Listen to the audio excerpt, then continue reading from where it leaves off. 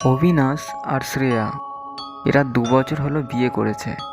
তারা কলকাতা শহরেই একটি বাড়ি ভাড়া নিয়ে থাকতো। তাদের হাতে কিছু টাকা জমতেই তারা দুজন মিলে সিদ্ধান্ত নেয় একটি বাড়ি কেনার।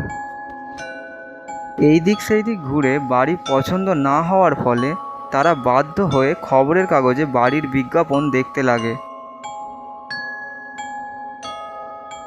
বিজ্ঞাপন দেখতে দেখতে তারা একটা বাড়ি খুঁজেও পায়।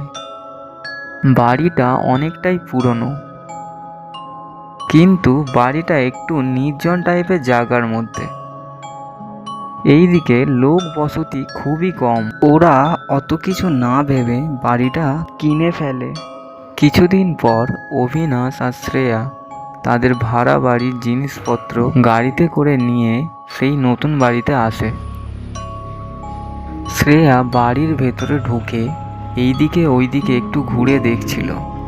তখনই তার মনে হলো তার পেছন দিক থেকে কে যেন ছুটে চলে গেল। সে পেছন দিকে ঘুরে দেখে কেউ নেই। এইদিকে অবিনাশ এসে শ্রেয়াকে বলে তার অফিসের কি জরুরি মিটিং আছে, সে এখনই চলে যাবে, তার আসতে রাত হয়ে যাবে। এই বলে অবিনাশ চলে গেল।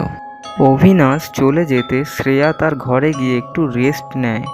তখনই বাইরে থেকে একটা কিসের আওয়াজ শোনা যায়। সেটা দেখতে শ্রেয়া বাইরে বেরিয়ে দেখে একটা বাচ্চাদের খেলার গাড়ি তার বাড়ির সামনে কোথা থেকে গড়িয়ে গড়িয়ে চলে আসে। সেই গাড়িটাকে আনতে একটি বাচ্চা ছেলে তার সামনে আসে।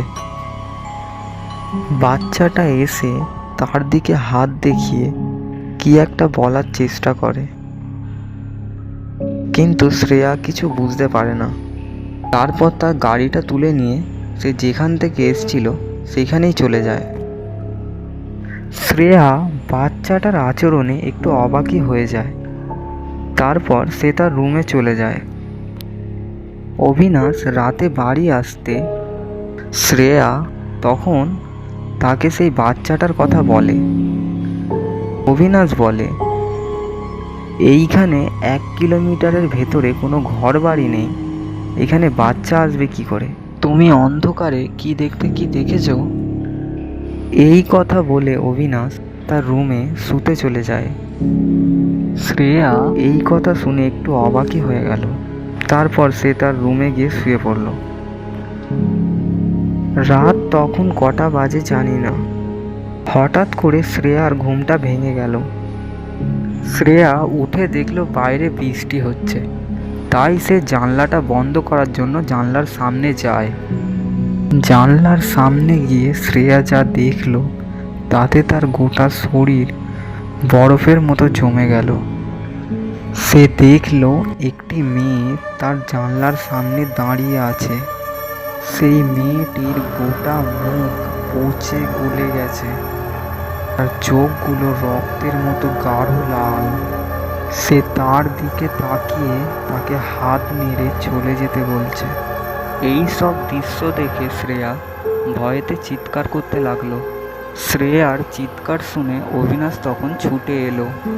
অবিনাশ এসে জানলার দিকে চোখ যেতেই সে দেখল একটি বিকট আকার মূর্তি হাওয়ায় মিলিয়ে যাচ্ছে।